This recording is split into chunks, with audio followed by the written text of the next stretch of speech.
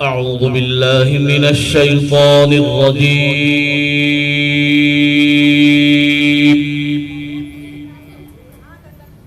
بسم الله الرحمن الرحيم.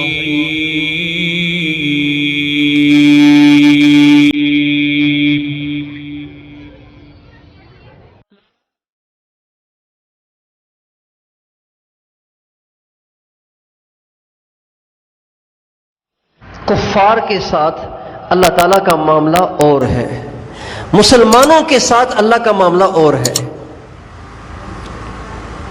کفار کے لیے تو دنیا جنت ہے، ان کے لیے تو یہی سب کچھ ہے، انہوں نے جو کچھ کرنا ہے یہی کرنا ہے، جو کچھ پانا ہے وہ بھی یہی پانا ہے۔ لیکن مسلمانوں کا حال وہ نہیں ہے جو کفار کا ہے۔ مسلمان تو اللہ کے اپنے ہیں، مسلمان تو اللہ کے اپنے ہیں، لہٰذا اللہ کا مسلمانوں کے ساتھ معاملہ وہ نہیں ہے جو کفار کے ساتھ ہے۔ کفار جتنے زیادہ کفر میں جائیں گے اتنی زیادہ اللہ ان کو ڈھیت دیں گے، اتنا زیادہ اللہ ان کو اسباب دیں گے۔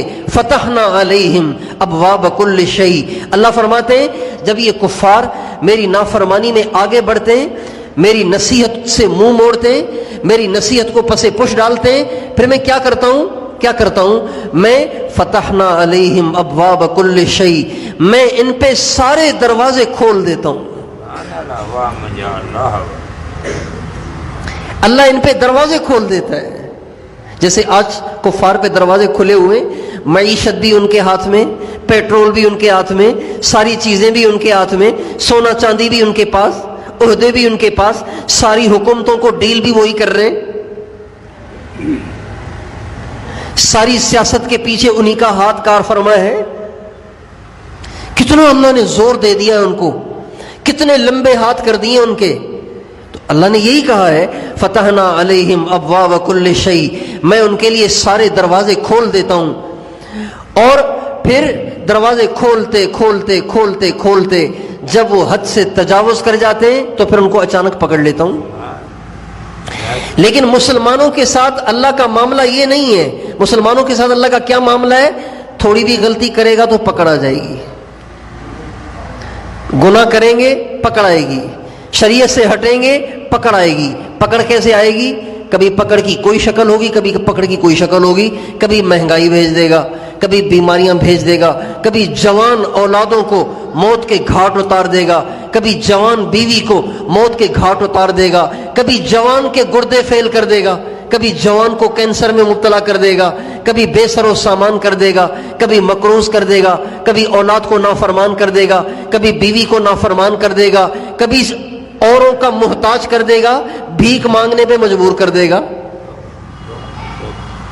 یہ اللہ کی طرف سے پریشانیاں ہوتی ہیں جو مسلمان پہ آتی ہیں۔ اللہ فرماتے ہیں وَلَنُذِيقَنَّهُمْ مِنَ الْعَذَابِ الْأَدْنَى دُونَ الْعَذَابِ الْأَكْبَرِ لَعَلَّهُمْ يَرْجِعُونَ، کان کھول کر سنو، میں نہیں چھوڑوں گا تمہیں۔ یہ اللہ کہہ رہے ہیں، قرآن میں کہہ رہے ہیں میں کبھی نہیں چھوڑوں گا تمہیں۔ اگر تم میری نافرمانیاں کرو گے، میرے راستے سے ہٹو گے، میں بالکل نہیں چھوڑوں گا تمہیں، مگر تمہیں چھوٹی چھوٹی سزائیں دیتا رہوں گا، چھوٹی چھوٹی تکلیفیں بھیجتا رہوں گا، اور اس لیے بھیجوں گا تاکہ تم بڑی جہنم کی تکلیف سے بچ جاؤ۔ تو یعنی اس سے پتہ چلتا ہے کہ مسلمان پر اگر تکلیف آتی بھی ہے نا تو یہ تکلیف بھی اس کے لیے رحمت ہے۔ اس کی مثال بالکل ایسی ہے جیسے بچہ بگڑتا ہے تو باپ اس کی پٹائی کر دیتا ہے، تو یہ باپ کا پٹائی کرنا یہ باپ کی دشمنی نہیں ہے، یہ بھی باپ کی محبت ہے کہ وہ غلط راستے سے ہٹانا چاہتا ہے۔